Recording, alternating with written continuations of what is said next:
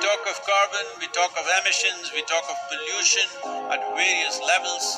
Before all this, there is no richness in soil, then you have forsaken the planet in many ways. We talk of carbon, we talk of emissions, we talk of pollution at various levels. Before all that, we need to address the most important concern, because there is a misunderstanding in the world. There is a campaign to project civic issues as environmental issues. Right now, if plastic bags are floating around in New York City, this is not an ecological issue, this is a civic issue. If our rivers are polluted, this can be fixed. In 1 or 2 years, if you set up the necessary purification plants and enforce the law, these are civic issues which can be fixed with a little bit of law enforcement and awareness. But the real issue is soil. The United Nations agencies, with enough scientific data, they're clearly saying that we have soil, agricultural soil, for another 80 to 100 crops on the planet. This is 45 to 60 years is what we have agricultural soil. We are calling this as soil extinction. You heard of rhinoceros going extinct, you have heard of dodos going extinct, but this is soil extinction is what we are looking at. The real problem is soil extinction, because in the last 30 years, 80% of the biomass insects have disappeared from the planet. 80%. This is a suicide. This is a real suicide. So in 45 years' time or 50 years' time, there will be serious food crisis on the planet. It's inevitable. When food crisis comes, well, whoever has the biggest guns will come and take the food. And the chaos and the suffering that we will create for populations around the world is unimaginable. Don't think only the poor people will die.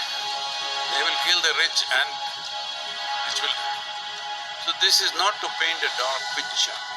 This is a reality which has happened many times in our history, and once again it is being predicted by top scientists in the world. So what are we going to do?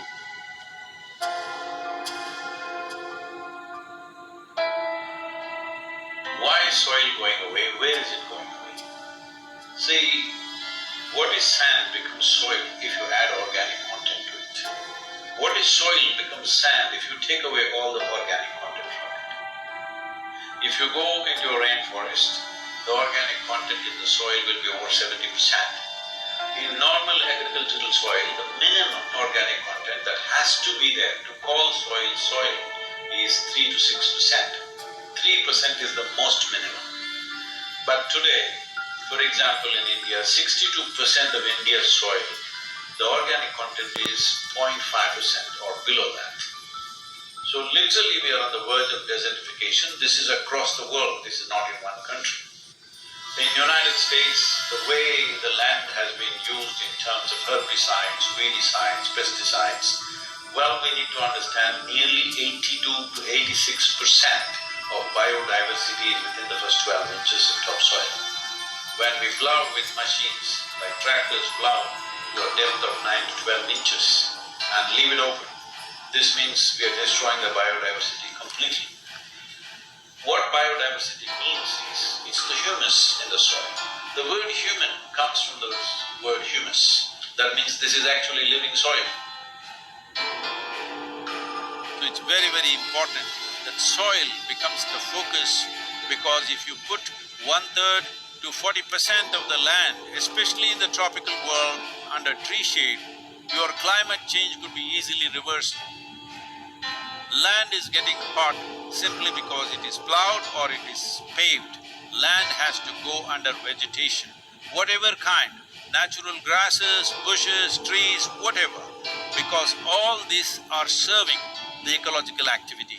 And we must also understand soil is a very significant carbon sink, and soil is the largest water soak on the planet.